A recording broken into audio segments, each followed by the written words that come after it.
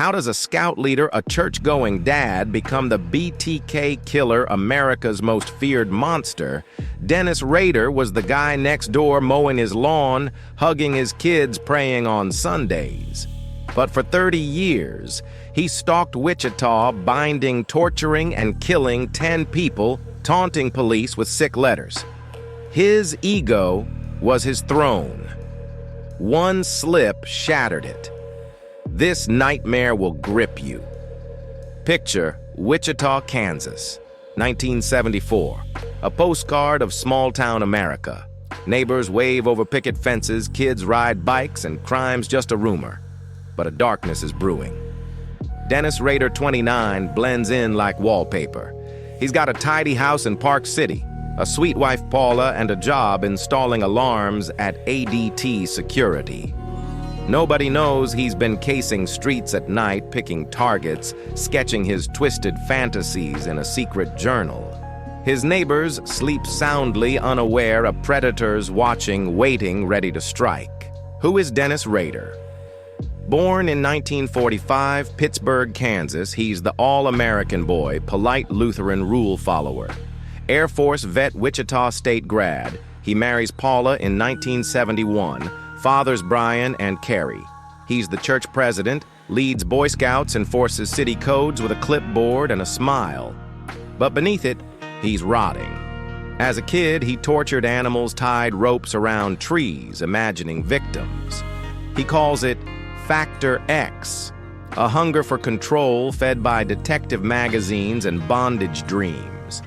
By 1974, that hunger's ready to feast. January 15, 1974, is Rader's first act. He picks the Otero family, Joe, 38, Julie, 33, Joey, 9, and Josephine, 11, living on a quiet Wichita street. He's watched them for weeks, memorizing their routines.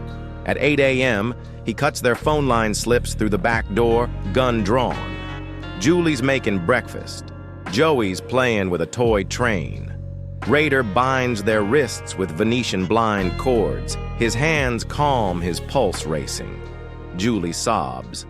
Please not my kids. He ignores her, suffocating Joe and Julie with plastic bags, their faces, purple eyes wide. Joey's next, a bag over his head, his small body slumping beside his train. Josephine's last, he drags her to the basement, hangs her with a rope, the creaking echoing as he watches, transfixed. He steals Joe's watch, a trophy to save her. Carmen and Charlie Otero, the older kids, find their family that afternoon, their screams shattering Wichita's peace. Rader calls it his first project, a sick masterpiece. The killings keep coming, each a twisted ritual. From 1974 to 1991, Rader claims 10 lives, mostly women, his BTK signature bind, torture, kill, etched in every scene. In April 1974, he stabs Catherine Bright, 21, after tying her up, but bolts when her brother Kevin fights back, blood pooling on the floor. In March 1977, he locks Shirley Vian's kids in a bathroom, their cries muffled as he strangles their mom, 24, with a cord. That December, he chokes Nancy Fox, 25, in her apartment, her Christmas lights still twinkling.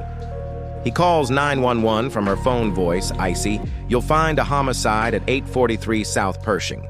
He keeps her panties, sniffing them to relive the rush. In 1986, Vicki Wegerly, 28, dies as her toddler screams nearby. His last victim, Dolores Davis, 62, in 1991, is dumped under a bridge, her scarf tucked in his hidey hole for later. He taunts police with letters, poems, even a cereal box labeled BTK. One letter brags, how many do I have to kill for fame? Wichita women clutch keys, fear the next headline. By 1979, Rader slows down. He's busy kids to raise church, to lead a compliance officer job checking fences. But his ego never sleeps. He sends cryptic notes, drawings of bound women, even a poem called Blackout about Nancy Fox. Police chase shadows, no DNA, no leads, just his mocking words. Wichita's gripped by dread, families bolting doors, kids warned about strangers. Rader loves it, sitting at community watch meetings nodding as cops plead for tips his secret safe. In 2003, he walks Carrie down the aisle, a proud dad, while his projects stay buried in his mind. In 2004, the Otero murders hit their 30th anniversary, and local news stirs the pot. Rader can't resist the spotlight. He sends a letter to the Wichita Eagle photos of victims, a fake ID, and a bold question. Can a floppy disk be traced?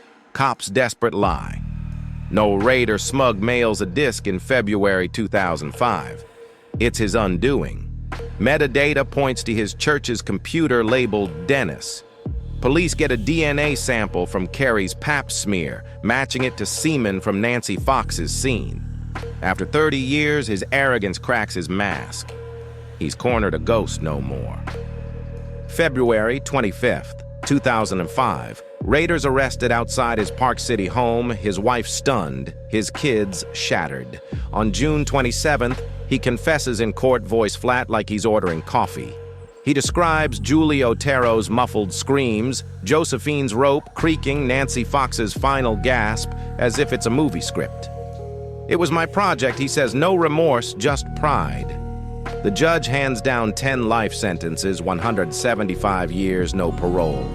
Victims' families weep. Charlie Otero chokes out, he took my childhood. Rader smirks, still chasing infamy. Wichita's scars run deep. The Otero kids live with trauma. Joey's toy train, Josephine's basement rope burned into memory. Carrie Rawson Rader's daughter writes A Serial Killer's Daughter in 2019, wrestling with the dad she loved. The case reshapes policing DNA tech behavioral profiling cold case units owe BTK a grim debt. It inspires Mindhunter, the Clove Hitch Killer, and countless podcasts. In January 2025, Monster BTK drops interviewing Carrie Charlie Otero and Nancy Fox's sister, their voices raw with pain. The case won't die in 2025. In 2023, Osage County Police linked Rader to Cynthia Kinney, a 16-year-old cheerleader missing since 1976 after finding her name in his word puzzles. A 2023 mugshot shows Rader 78, in El Dorado prison, eyes still cold. Ex-users are morbidful buzz. Did BTK kill more? Are bodies still out there? DNA tests on Kinney's case are ongoing, with Wichita police digging through Rader's journals for clues. Could more families find closure? The monster's shadow looms. Dennis Rader was no alleyway creep.